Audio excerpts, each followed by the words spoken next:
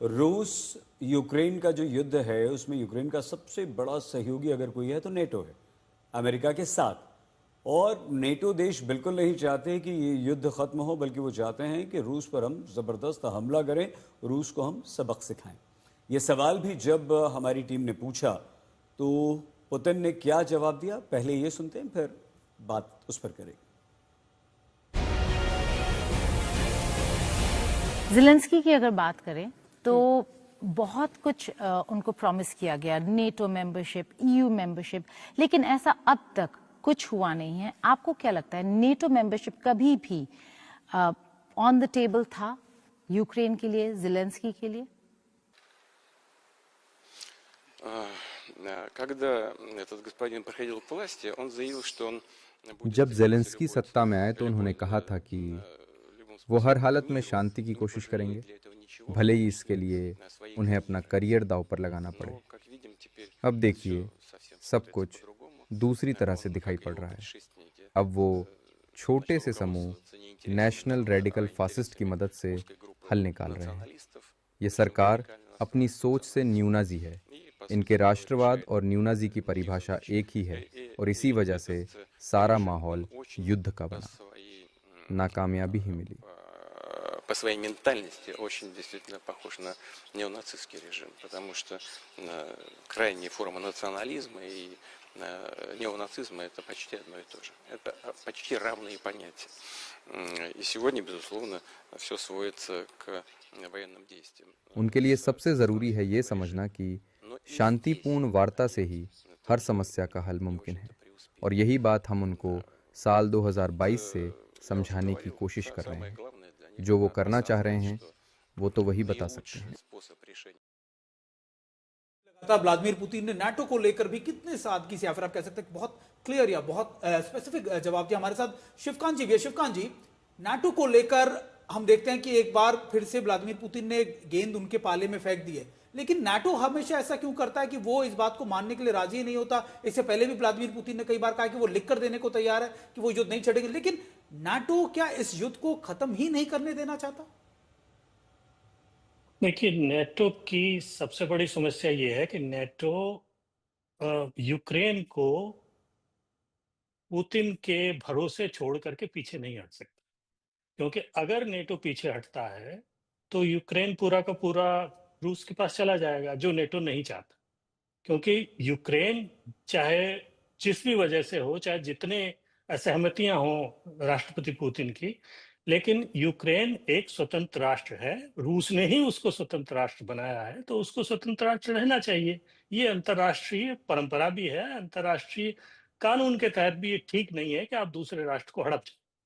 दूसरी बात यह कि एक दुखती रग है राष्ट्रपति पुतिन की।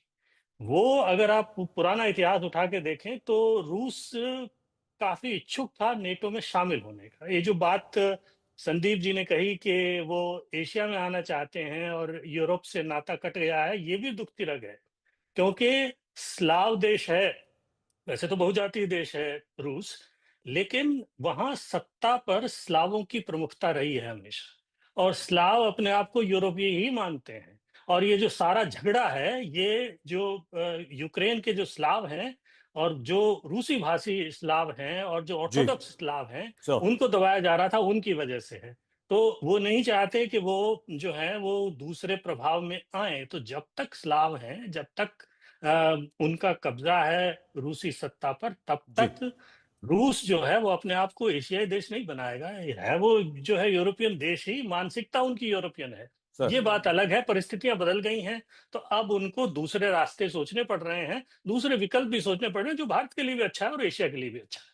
पूर्णिमा जी, पूर्णिमा जी, इस पूरे इंटरव्यू के बाद अगर आप देख पाई हो, अगर नहीं भी देख और सुन पाई आप, तो हम आपको बताएं कि ऐसा एहसास होता है, और संदीप ने भी जिस बात का उल्लेख किया, क्या आप पूर्णिमा जी एक बदलता हुआ वर्ल्ड ऑर्डर दुनिया में आज देख रही हैं? देखिए, इंटरव्यू में एक क्वेश्चन पूछा गया था बीच में ब्रिक्स के बारे में, और पुतिन जी ने बहुत खूबिया से उसको आंसर किया मेरे हिसाब से। उन्होंने ये कहा था कि change is the constant. This is what I understood from his translation जो आपने दिखाया। तो this is very very crucial point कि आप पहले यूएस डॉलर का डोमिनेंस हुआ करता था, उससे पहले यूरो थे, ब्रिटिश करेंसी थे एंड एक्सेट्रा। अभी they are definitely working on a separate currency and etcetera, but अभी जो रूपी और रूबल के बारे में क्वेश्चन हो रही थी उसमें उन्होंने स्पेसिफिकली कहा था कि उसमें कोई प्रॉब्लम तो है नहीं। अब obviously change is the constant and it's going to happen.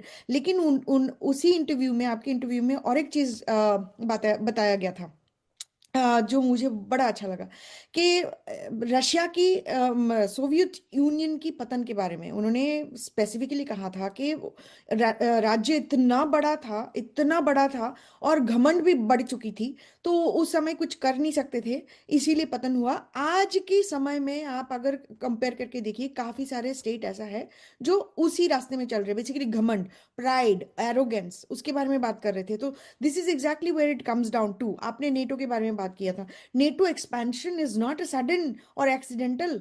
और आपने काफी सारे ग्लोबल इंस्टीट्यूशन की बात करे, आईएमएफ की बात करे, world bank, UN security council etcetera etcetera, Swift और WTO की बात कर लीजिए, उसमें डोमिनेंस कौन एग्जर्ट करता है? United states. फंड्स कहते कि हम फंड्स ज्यादा देते थे तो हम उसको डोमिनेट करेंगे, उसको कंट्रोल करेंगे, बाकी हम पॉलिसी लिखे हैं, आप लोग फॉलोअर है। और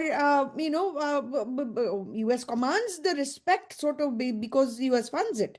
Now it's shifting. This is why it's difficult for American जो literally I'm ji talking about ठीक है, our own party as sort of normal common people also. We ठीक are the ji ruler. We are the dominant superpower. That's it.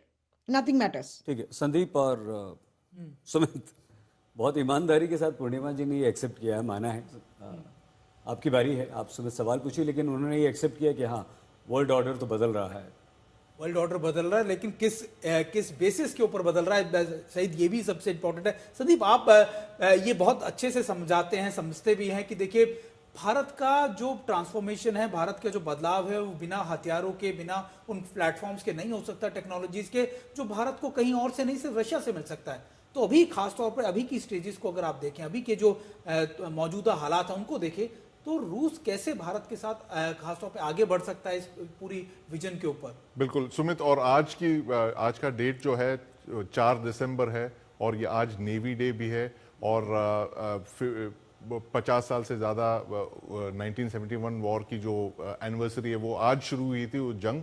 और इस navy day को अंजाम दिया था रशियन मिसाइल्स ने। जो कराची पे जो हमला हुआ था वो P-15 मिसाइल्स और रशियन मिसाइल बोट से हुआ था। और इस जंग में MiG-21 जहाज यूज़ किए गए, PT-76 टैंक्स यूज़ किए, T-55 टैंक्स यूज़ किए गए। और इस बात का ये सबूत है कि जब भी हमें कोई जंग जीतनी हो तो हम रशियन हथियार यूज़ करते हैं। और हमने देखा है ऑपरेशन सिंदूर में, अगर ब्रह्मोस मिसाइल और S-400 लॉन्ग रेंज मिसाइल्स हमारे पास नहीं होते तो शायद कुछ और अंजाम होता ऑपरेशन सिंदूर का। तो ये साफ जाहिर होता है इस बात से कि रशिया हमेशा हमारे साथ रहता है, और ये हमें एक तरह से जो गेम चेंजिंग या वॉर विनिंग इक्विपमेंट है वो हमेशा हमें रशिया से ही मिलता है। और इस बात में, इस इंटरव्यू में भी उन्होंने, प्रेसिडेंट पुतिन ने भी ये बात का जिक्र किया कि कैसे AK-203 हम को प्रोड्यूस कर रहे हैं। T-90 टैंक्स की बात की उन्होंने, और S-400 मिसाइल सिस्टम्स की भी बात चल रही है। और इस सारे जो रशियन टेक्नोलॉजीज हैं, ये टेक्नोलॉजीज कोई और देश हमें देने को तैयार नहीं है। और जब भी वो देते हैं उसके साथ वो क्या कहते हैं, जैसे अंग्रेजी में कहते हैं स्ट्रिंग्स अटैच्ड के साथ हमें देते हैं। और रशिया का ये है कि एक बहुत ज़्यादा ट्रस्ट फैक्टर है हमारा और रशिया के बीच में। ब्रह्मोस जैसे मिसाइल जो रशिया ने हमें पूरी टेक्नोलॉजी ट्रांसफ़र करके दे दिया है, वही मिसाइल उन्होंने चाइना को नहीं दिया है। और ये प्रेसिडेंट पुतिन की एक रणनीति है। ये मुझे डॉक्टर शिवतानुपुले ने खुद कहा कि अगर प्रेसिडेंट पुतिन नहीं होते तो शायद हमें ब्रह्मोस मिसाइल्स नहीं मिलते।